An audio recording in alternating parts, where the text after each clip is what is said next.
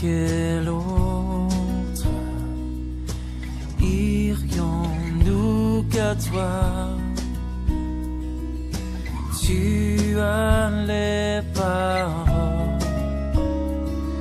de la vie éternelle, et nous avons cru, et nous avons connu. Bonjour à tous et bienvenue dans notre émission Une question m'intrigue. Alors aujourd'hui, nous allons répondre à la question d'un internaute qui nous demande, il dit: Orange et Tigo envoient souvent des jeux pour gagner de l'argent. Est-ce que j'honore Dieu en jouant? C'est une question qui nécessite beaucoup d'attention, parce que c'est vrai que ce n'est pas dit tout simplement, clairement, littéralement dans la parole de Dieu, mais en parcourant la Bible, on se rend compte évidemment qu'il y a quelques pistes de réflexion. Mais avant de répondre à la question, j'aimerais plutôt dire à cette personne, quand tu as une préoccupation, quand il y a quelque chose où tu ne sais pas quoi faire, si ça va honorer Dieu ou si ça ne va pas honorer Dieu, si tu as des doutes, il est mieux pour toi de t'abstenir et de ne pas faire, parce que tu n'en es pas convaincu et tu n'as pas la paix en le faisant. Et la Bible dit dans Romains 14:13, mais celui qui a des doutes au sujet de ce qu'il mange est condamné parce qu'il n'agit pas par conviction. Donc, tu vois que tout ce qui n'est pas le produit d'une conviction est péché. Donc, il est vraiment préférable pour toi, quand tu as des doutes au sujet de quelque chose, de ne pas prendre, de ne pas toucher ou quelque chose comme ça. C'est mieux de t'abstenir. Alors, revenons un peu maintenant sur ces jeux. Ces jeux, Orange envoie, envoyez ceci et vous tentez de gagner 1 million. C'est un exemple, je raconte n'importe quoi. Oui, ce sont des jeux de hasard. Tu n'es pas garanti que tu vas gagner, mais au moins il y a une cagnotte derrière. Ce sont des jeux de loterie.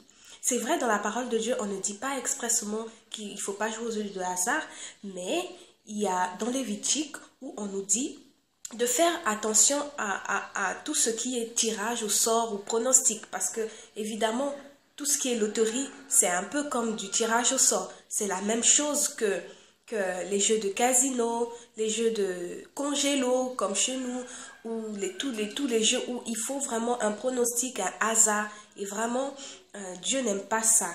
Et je vais vous donner des raisons, ou plusieurs raisons, qu'il faut se poser et qui vont nous orienter pour dire qu'il ne faut vraiment pas jouer à ces jeux. Voilà. Donc, la première raison, c'est qu'en jouant à ces jeux, au fait, tu cherches à t'enrichir rapidement. Parce que, qu'est-ce qu'il y a? Il y a une cagnotte derrière. Il y a soit un bonus de je ne sais combien de millions. Et là, tu désires vraiment t'enrichir rapidement.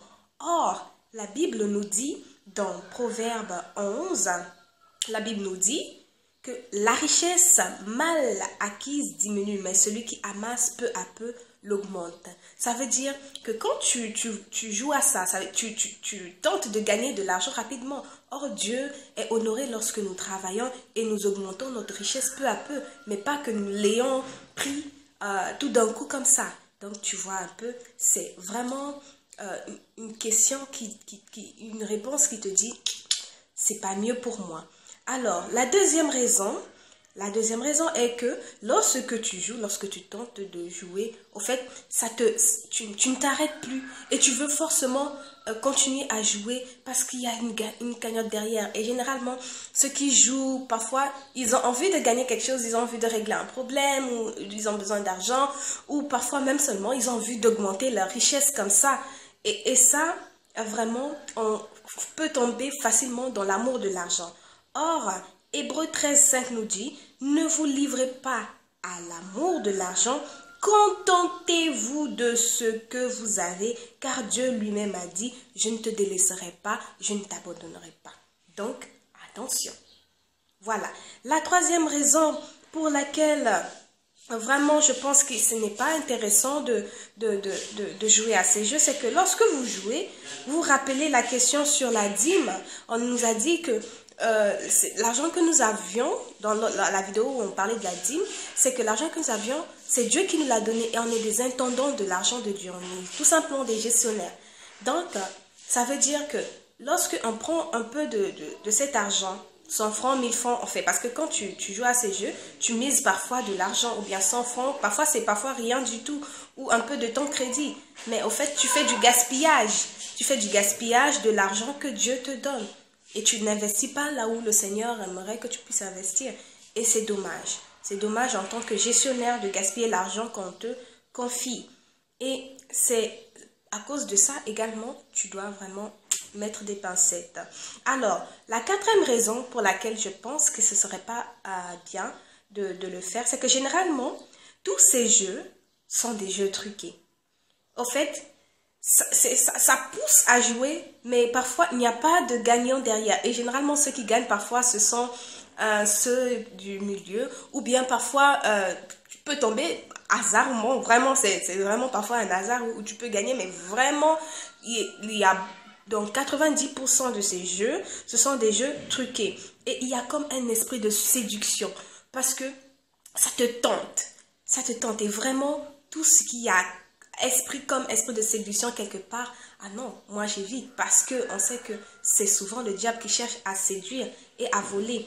Et tout cela est vraiment bien arrangé pour que quelqu'un, quand il joue, il ne veut pas s'arrêter. Au fait, ça devient comme...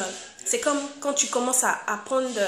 plaisir à de l'alcool, tu consommes, tu bois, tu te sens bien à l'aise dedans.